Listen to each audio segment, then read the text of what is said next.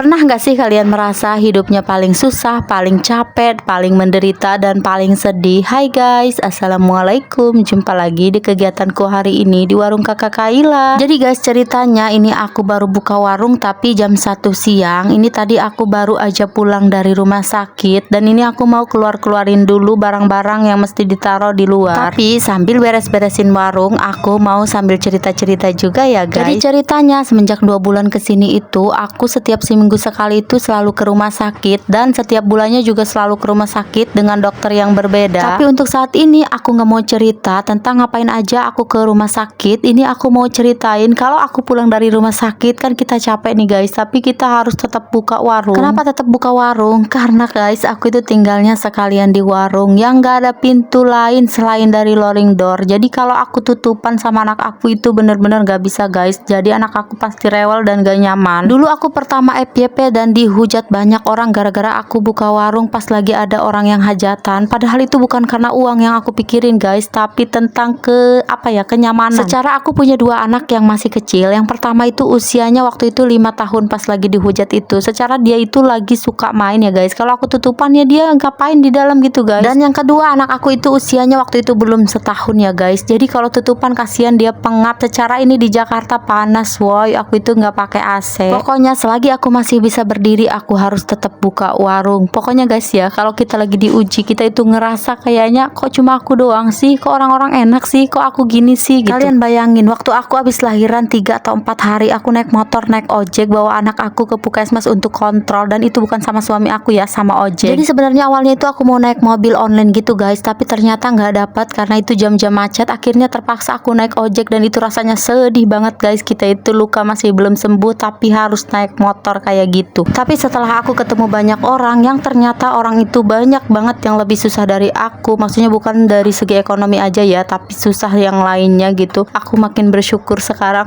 bahwa aku itu, keadaan aku sekarang itu belum apa-apa dibandingkan mereka. Makanya kehidupan aku sekarang ngurusin anak dan juga bareng sama suami, serta kesibukan aku yang bener-bener gak ada habisnya, bener-bener harus banget disyukuri. Untuk kalian yang sama seperti aku, semangat ya.